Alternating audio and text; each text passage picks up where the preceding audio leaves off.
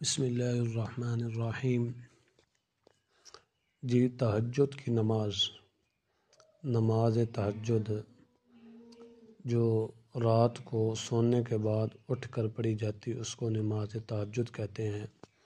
نبی پاک صلی اللہ تعالیٰ علیہ وسلم تہجد کی نماز کا ہمیشہ اہتمام فرماتے اور صحابہ اکرام رضوان اللہ تعالیٰ عنہم اجمعین کو بھی اس کے التزام کی ترغیب دیتے تھے، اور خود نبی پاک صلی اللہ علیہ وسلم کے لیے اللہ تعالیٰ نے یہ فرمایا کہ وَمِنَ اللَّيْلِ فَتَہَجَّدْ بِهِ نَافِلَةً لَكَ عَسَىٰ أَن يَبْعَثَكَ رَبُّكَ مَقَامًا مَحْمُودًا، کہ شب کے کچھ حصے میں تہجد پڑھا کیجیے، یہ آپ کے لیے خدا تعالیٰ کا مزید فضل ہے، قریب ہے کہ خدا پاک آپ کو دونوں عالم میں پسندیدہ مرتبے پر فیض فرما دے۔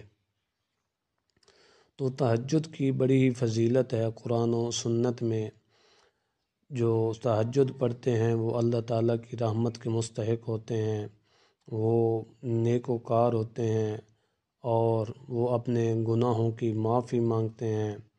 اسی طرح تہجد پڑھنے والا جو شخص ہوتا ہے وہ اپنے نفس کو مضبوط کر لیتا ہے، اپنا مضبوط تزکیہ کر لیتا ہے، اور خصوصاً وہ اللہ تعالیٰ کے خاص بندوں میں سے ہو جاتا ہے، جیسے اللہ رب العزت نے سورہ فرقان میں ذکر کیا وَعِبَادُ الرحمن، اور آگے ذکر کیا وَالَّذِينَ يَبِيتُونَ لِرَبِّهِمْ سُجَّدًا وَقِيَامًا، وہ اپنے رب کے سامنے سجدے ریزیاں کرتے ہیں اور قیام کرتے ہیں، اور کیا کرتے ہیں؟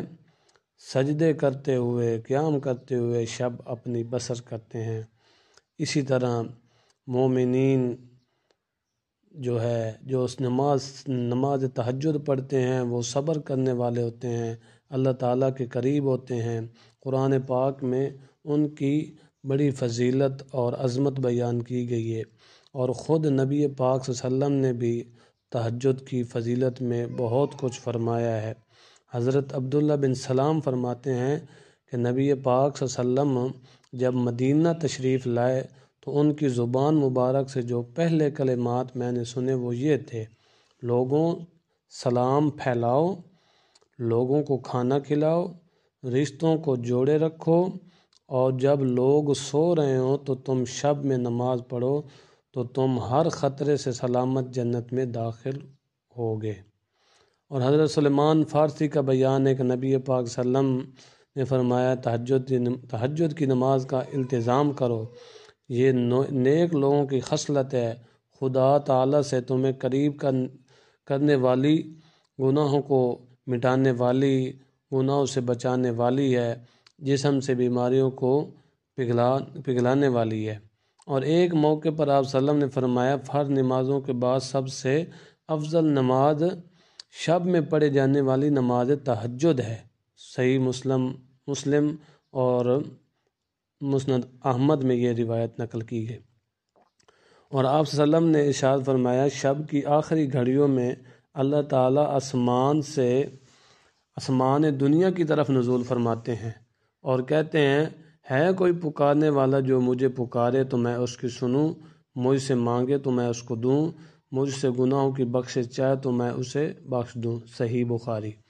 تو نماز تہجد اس کا بھی اہتمام کرنا چاہیے اور باقی نمازوں کا بھی اہتمام کرنا چاہیے، کیونکہ مسلمان پر 5 وقت کی نماز فرض کی گئی ہے، تو اس لیے وہ نمازیں بھی پڑھنی چاہیے اور تہجد کا اہتمام بھی کرنا چاہیے۔ اللہ تعالیٰ عمل کرنے کی توفیق عطا فرمائے، آمین۔